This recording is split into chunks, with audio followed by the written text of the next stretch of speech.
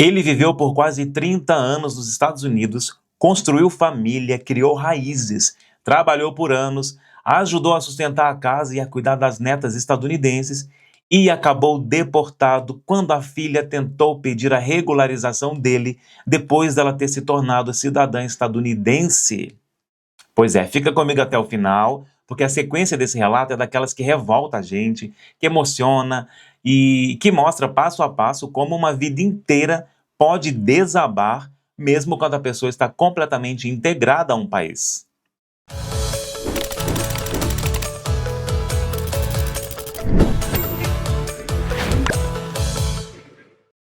Olá, pessoal! Eu espero que esteja tudo muito bem com vocês. Sejam muito bem-vindos a mais um episódio do Web Relatos, em formato de áudio e vídeo aqui no canal Imigrante Web e também em formato só de áudio no podcast Imigrante Web no Spotify. Todos os sábados às 11 da manhã, no horário de Brasília, eu trago aqui no canal e no Spotify simultaneamente relatos de imigrantes que nos inspiram, que nos revoltam, que nos comovem e que nos fazem pensar. Eu sou o Douglas, eu sou um homem branco com 1,76 de altura.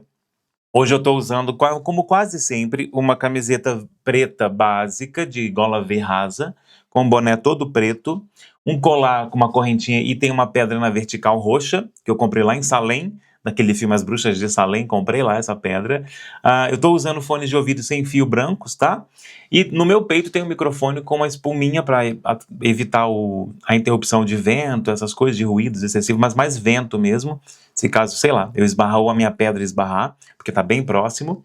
Atrás de mim o cenário é uma estante marrom, de uma cor bem crua, um marrom cru, com alguns CDs, DVDs, livros mais antigos, mais vintage, assim, para dar um aspecto mais de intimidade mesmo, já que a gente fala sobre relatos, né? Então a ideia era eu contar para vocês a história de alguém.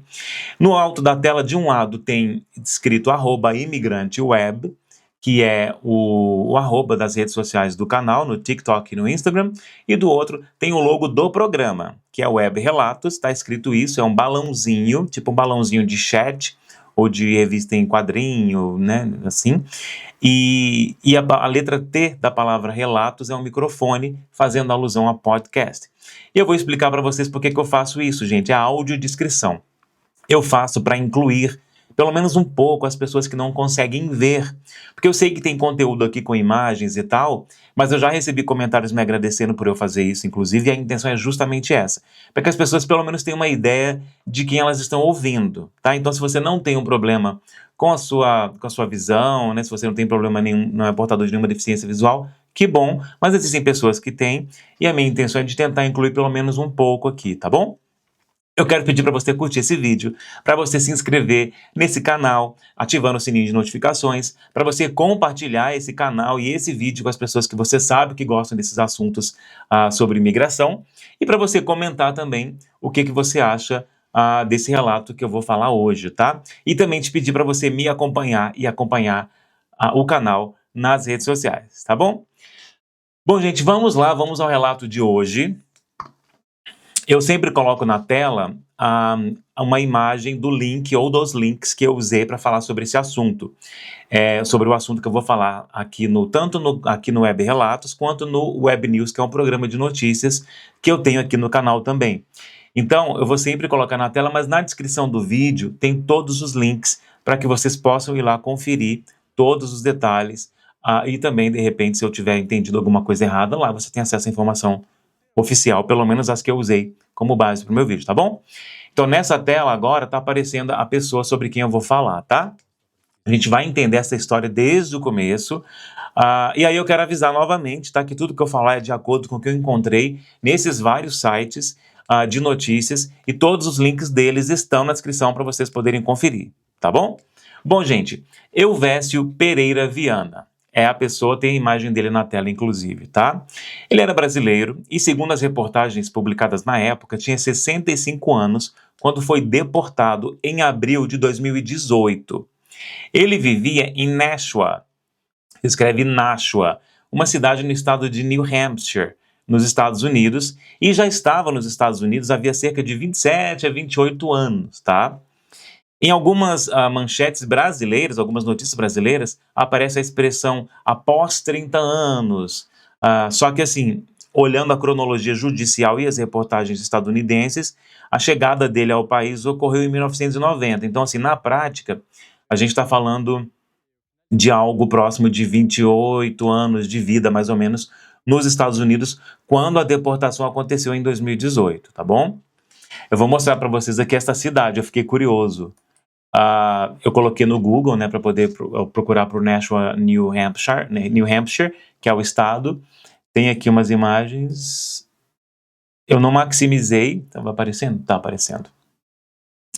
Tem cachoeira, tem bastante verde e tal. E eu gosto de olhar o mapa também, gente. Tá, Nashua, perto de Hudson. E aí eu afasto assim. Tá, Nashua tá aqui. Aqui Salem, gente. Olha que coincidência. Eu falei sobre Salem, que tá perto de Boston. Entendi. Então, New Hampshire é o estado que tá em cima, logo depois subindo no mapa dos Estados Unidos, de Massachusetts, do estado de Massachusetts. Então, entendi. Tá, eu sou assim, tá, gente? Eu gosto de ver o lugar. Então, Nashua é aqui, essa cidadezinha aqui, ó. Bom, eu gosto, tá, gente, eu gosto de ver o lugar, assim, toda vez. Eu comecei a fazer isso há pouco tempo no vídeo, mas quando eu estou estudando a matéria, o assunto que eu quero falar, eu sempre procuro para ver ali onde que tá.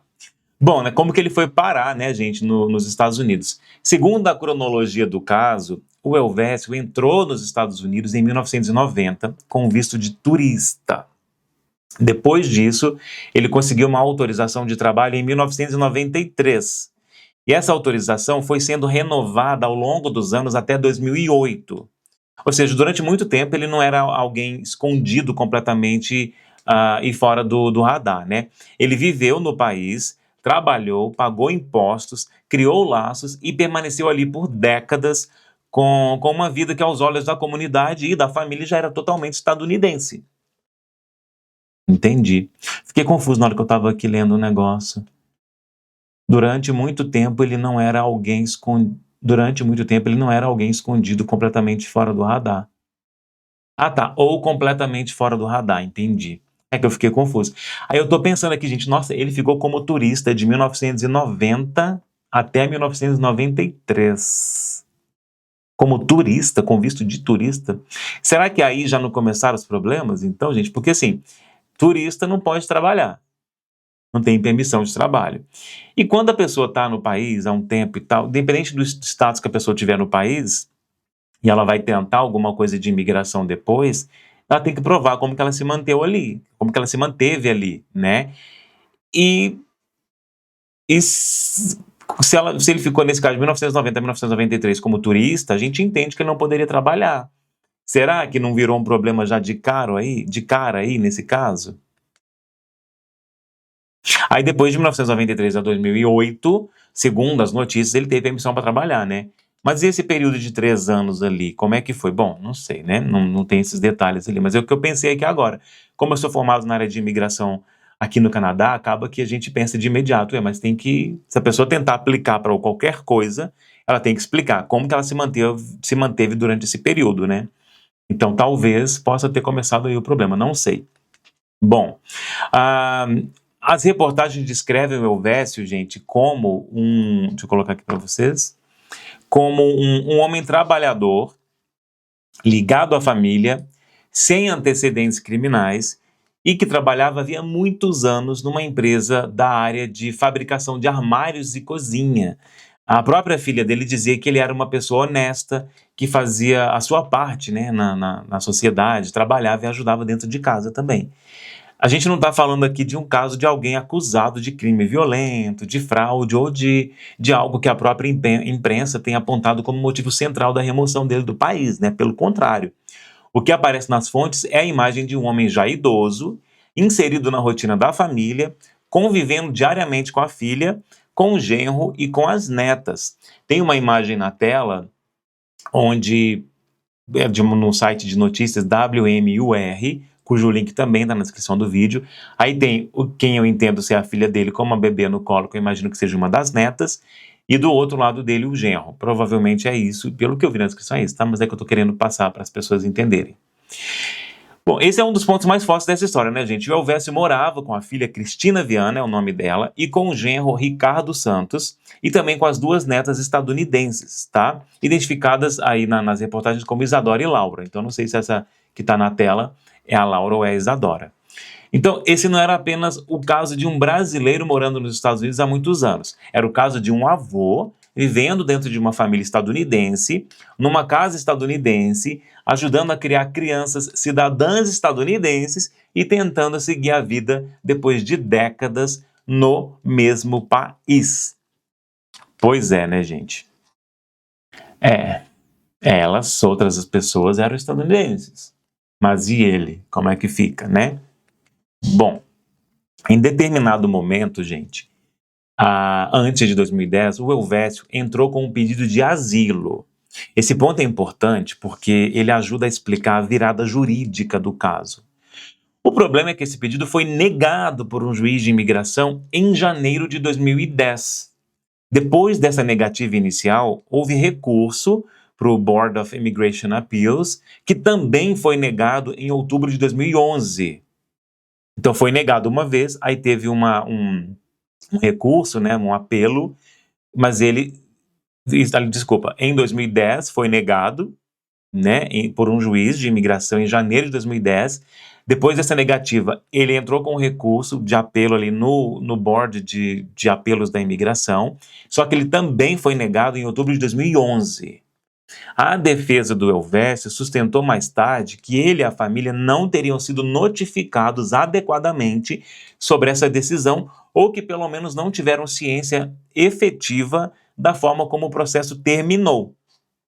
Na tela, gente, está aparecendo um documento, tá, oficial, cujo link também está na descrição do vídeo e que tem a parte que justamente explica sobre isso, tá? Que explica ali tudo isso que eu acabei de falar. Então, vamos perceber que a sequência.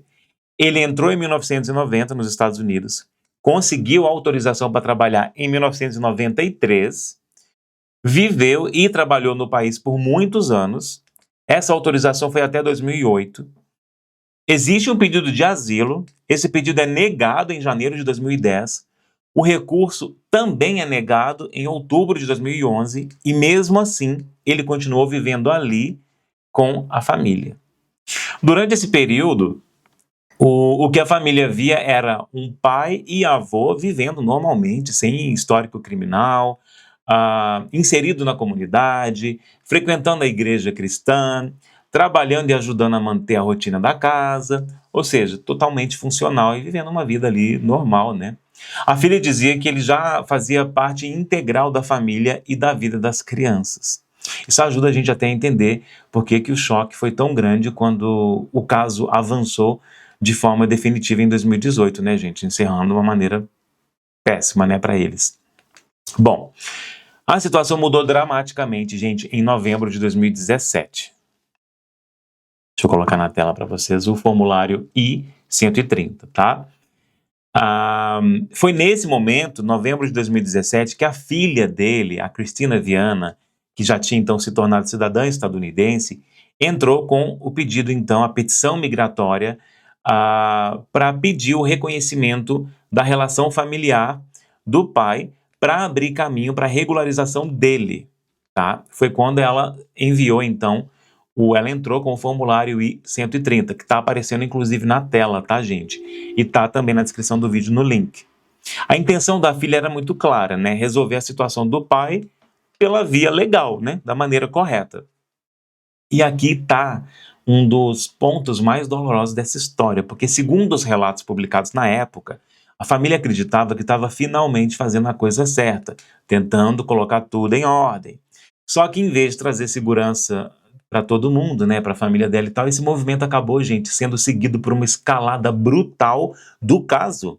No dia 5 de março de 2018, o Elvésio foi chamado ao escritório local do ICE, que é o órgão de imigração, né, dos Estados Unidos. Nessa ocasião, ele foi colocado sob uma Order of Supervision, uma ordem de supervisão, tá? E recebeu a determinação de apresentar uma passagem de volta para o Brasil em até 29 dias, com saída marcada até 4 de abril de 2018. Ou seja, a partir daquele momento, o que a família esperava que fosse o começo da regularização virou, na prática, a contagem regressiva para a deportação, né? Eita!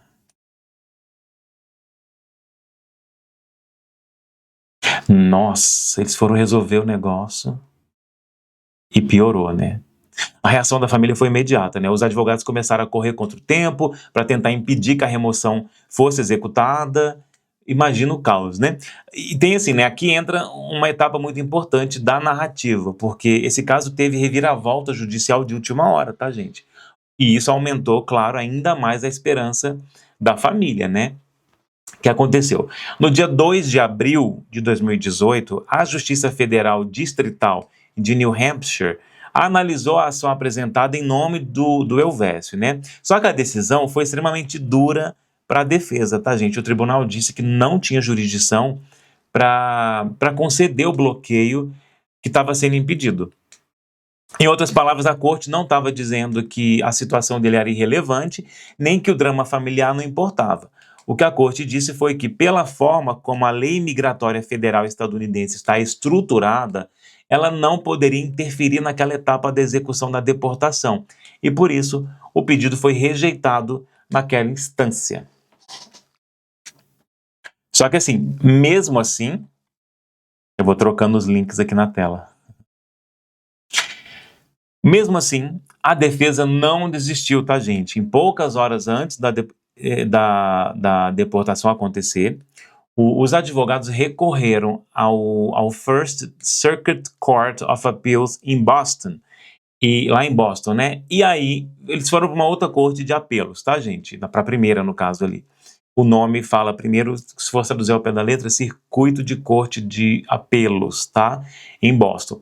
E aí veio uma virada que deu esperança para a família, né? O tribunal concedeu uma suspensão temporária, um bloqueio emergencial que impediu momentaneamente que o Elvésio fosse embarcado naquele instante, ou seja, um bloqueio dessa deportação, um bloqueio temporário. Essa notícia repercutiu bastante, né? Porque parecia que o caso ainda poderia ser salvo, né, gente? E era como se no último segundo alguém tivesse puxado o freio, né? Assim, o freio de emergência. Pois é, né, gente? Só que aí depois a esperança começou a acabar, né? Uma hora a esperança começa a acabar. Porque essa suspensão, ela foi apenas temporária. Nos dias seguintes, a batalha jurídica continuou, mas a defesa não conseguiu transformar aquele alívio emergencial em uma solução definitiva. A imprensa local continuou acompanhando o caso e o clima foi ficando cada vez mais pesado. A filha dava entrevistas emocionadas, ela dizia que estava devastada e em uma das reportagens ela chegou a afirmar que se sentia culpada porque tinha tentado regularizar a situação do pai da forma certa. E no fim, aquilo poderia ter acelerado a deportação. Ou seja, piorou tudo, acabou com o sonho, né, deles. E esse é um elemento fortíssimo da história, né? A sensação de que tentar fazer tudo corretamente acabou por precipitar a tragédia familiar. É. Bom, em 16 e 17 de abril de 2018, deixa eu voltar aqui para a tela. A imprensa de New Hampshire já noticiava que o risco de deportação continuava muito alto, e pouco depois, em 18 de abril de 2018, saíram novas matérias informando que o Elvésio seria deportado no dia seguinte. A essa altura, né, gente, o caso já tinha mobilizado a comunidade brasileira local, grupos de apoio e veículos regionais também, né? E a história tinha todos os elementos que mexem com a opinião pública, né, gente? Um imigrante idoso, décadas de residência no país, filha e netas cidadãs estadunidenses, ausência de antecedentes criminais e uma sensação generalizada de que a punição era desproporcional diante da vida que ele tinha construído ali naquele país.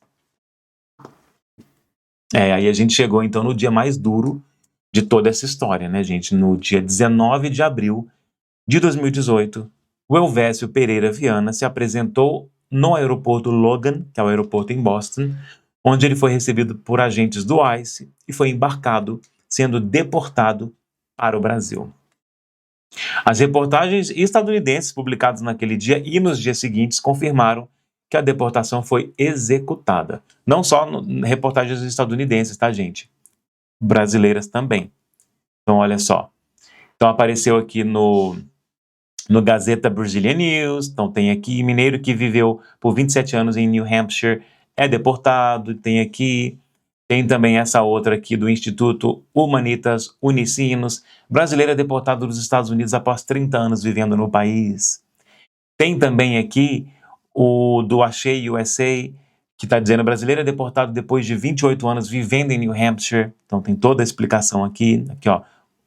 Os advogados do brasileiro Elvésio Pereira Viana não conseguiram reverter sua deportação e ele embarcou para o Brasil no último dia 19, depois de viver 28 anos em New Hampshire. É abril de 2018. Essa aqui, no caso, é a matéria do dia 23 de abril de 2018. Tem também aqui dos juristas. Após 30 anos vivendo nos Estados Unidos, brasileiro é deportado. Essa foi publicada no dia 25 de abril. Tem também o Gazeta do Povo. Brasileiro é deportado dos Estados Unidos após 30 anos vivendo no país. Essa matéria foi do dia 20 de abril de 2018. Tem também o The Telegraph. City Man faces deportation today. Esse aqui foi no dia 20 de abril que foi publicado, mas ele foi publicado um dia antes, né? Deportado um dia antes. Mas tem a matéria aqui também. Então, assim, saiu matéria por todos os lados falando sobre o caso dele. Algumas matérias destacaram ainda que depois disso, ele ficaria 10 anos sem poder retornar aos Estados Unidos. Então, assim, né, gente, imagina o peso disso para a família, né? Não era apenas uma despedida, era na prática a imposição de uma separação prolongada entre um pai, um avô e toda uma estrutura familiar que dependia emocionalmente da presença dele. A filha dele, a Cristina, descreveu a situação, né, como devastadora e destruidora. Esse aspecto emocional aí, gente, que obviamente dá para a gente perceber, é central para a gente entender por que esse caso ganhou tanta repercussão, né? Porque a imagem que ficou não foi só de uma simples ação de rotina da imigração, mas a de uma família sendo desmontada diante do público, todo mundo vendo, porque a imprensa cobriu, todo mundo sabendo o que estava acontecendo, né? Pois é, depois da deportação, o processo continuou. Eu tô na frente do negócio, se eu fizer assim. Mas na descrição do vídeo tem, tá? O processo continuou existindo, tá, gente? No papel por mais algum tempo, tá? A apelação registrada como Viana versus Trump, número 181276, que tá na tela, tá, gente? É porque ela aparece de um lado que me pega aqui. Então, vou ficar um pouco de lado assim, ó. O pessoal que tá conseguindo ver, pelo menos vê um pouco. Mas, novamente, o link está na descrição do vídeo, tá? Então é só conferir lá também. Então, essa apelação foi registrada, né? E ficou aberta até 18 de junho de 2018, quando o caso foi encerrado. Referências jurídicas posteriores indicam que a decisão da instância inferior foi mantida. Então, juridicamente, o caso terminou sem reverter a deportação. A remoção do Elvésio aconteceu e não foi desfeita. Então, ficou do jeito que ficou. Agora vem uma parte muito importante, né, gente? Eu quero deixar isso bem claro, assim, né, para todo mundo que está assistindo. Quando a gente tenta descobrir como ele e a família estão hoje, o cenário muda, tá? Apesar de toda a repercussão em abril de 2018, eu não encontrei atualização nem pública nenhuma, pelo menos confiável, mostrando o que aconteceu depois com a vida do Elvésio mesmo, depois que ele voltou para o Brasil. Nem se ele conseguiu algum novo avanço migratório, nem se houve reencontro definitivo com a família. E nem também se a filha publicou posteriormente uma atualização amplamente documentada na imprensa e nada disso, tá? Eu também não encontrei nenhuma reportagem mostrando o estado atual da família que ficou nos Estados Unidos. Então, nesse ponto, o que dá para afirmar com segurança é o seguinte: ele foi deportado em 19 de abril de 2018, o caso judicial foi encerrado em 18 de junho de 2018 e o desfecho humano posterior da família não apareceu de forma pública e sólida nas fontes que cobriram o caso, né? Inclusive cobriram massivamente, né? Eu não sei se o motivo deles não terem falado mais nada sobre o assunto foi porque a família resolveu encerrar né, a exposição pública, ou se foi porque a imprensa realmente, depois de muito usar da situação, depois que ele foi deportado, resolveu parar de repercutir o caso, né? Porque realmente eu não encontrei nada. Então por isso que eu tô falando que eu quero deixar bem claro que eu tentei encontrar, eu não encontrei nada que me desse segurança, assim, de trazer aqui para o canal, embora eu coloque o link aqui, né? Mas eu usar a minha imagem aqui para eu ficar falando uma coisa que realmente eu não encontrei base sólida, aí eu preferi não. Tem umas especulações que eu encontrei por aí, mas aí não vem ao caso, de repente você põe o nome aí dele no Google e pesquisa e tal. O que ficou documentado publicamente foi a ruptura, né, gente? Um brasileiro que entrou nos Estados Unidos em 1990, que recebeu autorização de trabalho em 1993, que teve o asilo negado em janeiro de 2010, que teve o recurso negado em outubro de 2011, cuja filha, cidadã estadunidense, tentou regularizar a situação dele em novembro de 2017, que foi pressionado pelo ICE em 5 de março de 2018 e que obteve uma suspensão temporária em abril de 2018, mas que não foi suficiente para interromper a deportação dele, que aconteceu em 19 de abril daquele mesmo ano de 2018. Então, talvez o que torne esse relato tão forte seja o fato de que ele passa a ideia de que, para muitas famílias imigrantes, né, o tempo vivido no país, o trabalho de décadas, os impostos pagos, os filhos cidadãos, as netas nascidas ali e os laços criados ao longo da vida nem sempre são suficientes para impedir uma deportação. E pode ser que cause medo de tentar arrumar as coisas da forma legal nas pessoas que estejam aí em alguma situação parecida, né, gente? Já que no caso deles, a tentativa de resolver tudo pela via legal se transformou no gatilho para a execução da ordem de remoção que já estava ali pronta para cair e para acontecer, né? Então, tem essa preocupação. Esse tipo de história, será que não coloca medo nas pessoas, né? Quantas famílias vivem hoje como essa, né? Como nessa mesma situação e com esse mesmo medo, tentando acreditar que ainda há tempo, né, de regularizar a situação, sem saber se o próximo passo vai trazer solução ou não vai. Será que vai ajudar, vai resolver ou vai acelerar uma separação? No fim, né, gente, as perguntas que ficam para mim e ficam para você também pensar, claro que considerando a variedade de opiniões que a gente tem direito de ter, são as seguintes: como um homem que passou quase 30 anos vivendo nos Estados Unidos, cristão, cercado pela própria família, a favor da família, trabalhando e envelhecendo ali, pôde ser arrancado, né, desse país desse jeito? Mas será que ele foi arrancado? Ele não sabia que se ele não podia estar no país, ele não deveria estar no país? Por que ele não saiu quando o governo recusou na primeira tentativa dele?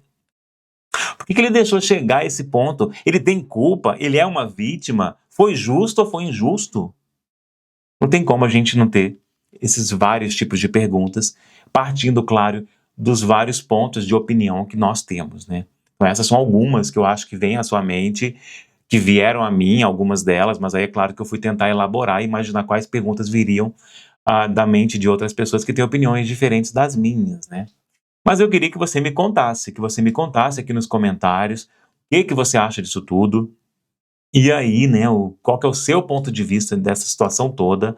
E também vou te pedir para você deixar sua curtida nesse vídeo, para você se inscrever no canal, compartilhar esse canal com pessoas que você sabe que gostam desses assuntos, e também pedir para você me seguir nas redes sociais, seguir as redes sociais do canal também, porque isso tudo faz parte do meu trabalho, me ajuda bastante em tudo que eu estou fazendo. E eu quero te agradecer por todo o apoio, por vocês assistirem esse vídeo e dizer que sábado que vem eu estou de volta com mais um Web Relatos, tá bom? Muito obrigado, gente. Até mais. Tchau.